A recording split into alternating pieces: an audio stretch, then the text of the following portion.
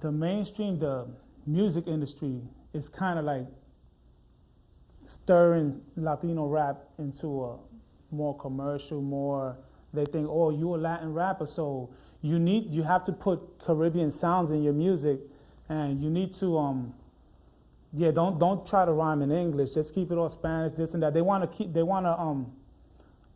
do bachata rap, do whatever's in, do a merengue rap. I ain't got nothing against none of those kind of different kind of raps that there are out there. More power to everybody, because when I was doing this, like I said, 77, 78, 79, 80, etc., there wasn't hardly not many Spanish rappers anyway. So in the 90s, when they started finally sneaking out, breaking the door, the more the merrier.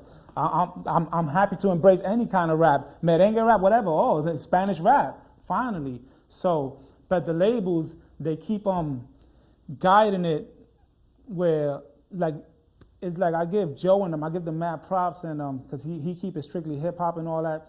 Just because you are a Boricua or you are Latino in hip hop doesn't mean you have to throw the Caribbean sounds or you have to rhyme in Spanish. It's a hip hop thing. It's, you got to have it in you. You got to have the street in you. And you spit strictly English, the more power to you. You spit Spanglish.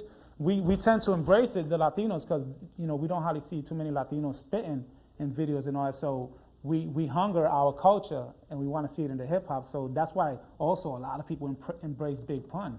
Because he came out with Boricua, Morena, and he it made us like super proud. Somebody did it and brought the plaque home, the platinum plaque, and was accepted in both crowds. Plus was acknowledging the Boricuas, the ones that were down from the get-go.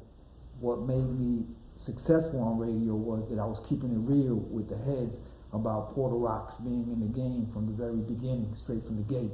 And that's what Pun really brought to the table. He brought it to the light that, it's nothing new. We've been here since the very beginning. Puerto Rock is a legend. Puerto Rock's been carrying the torch since the late beginning of the 80s, right? Puerto Rock was an empire.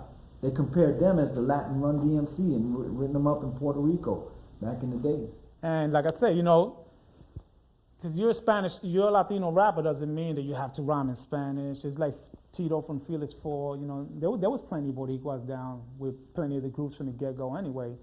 And they get props. The only thing is that, we were thirsty for someone to spit some Spanglish, some Spanish, we just wanted to embrace our culture into the hip-hop. But it's not because in the 90s we started spitting, the Spanish started coming out in certain records and all that. It's not because of that all of a sudden, that's when the Latinos were involved in hip-hop in the 90s. We were down from the get-go where you have to break the light pole and you got to put the plug in, and y'all don't step on the table and shit, and step behind the ropes, keep behind the ropes, while people DJing and spitting on the mic.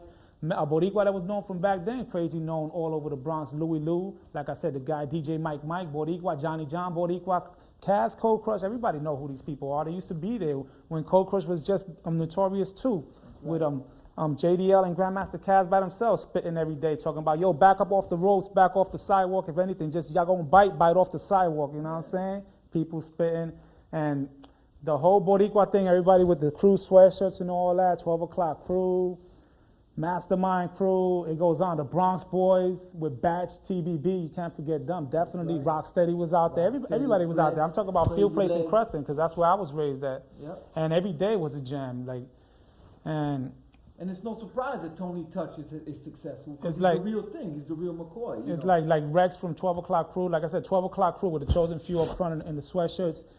Yeah, these people, it was like an incredible fashion show. We wish that we had video cameras to film all that. You see what's FUBU, you see what's all these clotheslines now? That's right.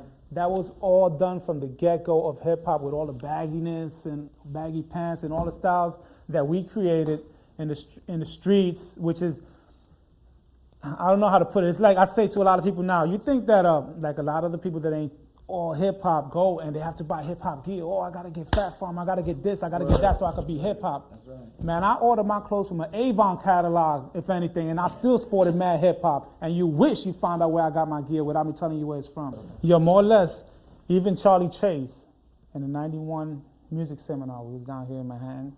Charlie Chase is Cold Crush, the DJ from Cold Crush. And the seminar is breaking it down how hip-hop, it's a black thing. And they have on the panel Queen Latifah, Ice Cube, quite a few artists that were making noise. And so they're breaking it down like that. It's all good. But Chase gets on the mic because there's an open mic and people can conversate and questions toward the panel. And he broke it down to them like this. There was like 1,000, 2,000 people in that. It's a big space at the seminar. And he broke it down. He was like, man, he broke it down that he was the Boricua DJ with the best rap group out from 77, 74, 75, the Cold Crush 4 with Grandmaster Cass, JDL, Almighty KG, etc. And he told them while he was busy cutting up his records, he used to mix in little Latin flavor sounds with the hip hop tracks. And while they were busy sneaking out their houses to come see him, they tend to catch amnesia, but he was inspiring most of these superstar rappers now.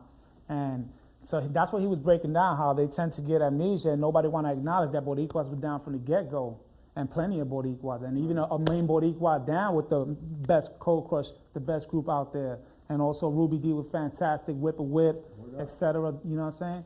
So he was breaking it down, and the whole audience went crazy how he broke it down. You know, they claiming it's a black thing, this and that, etc. But if anything, as far as we're concerned, how we was brought up is a street thing, you know what I'm saying? And that's how it always been. It's not a black thing, it's not a Puerto Rican thing, it's a street thing, and that's how we vibing, you know what I'm saying?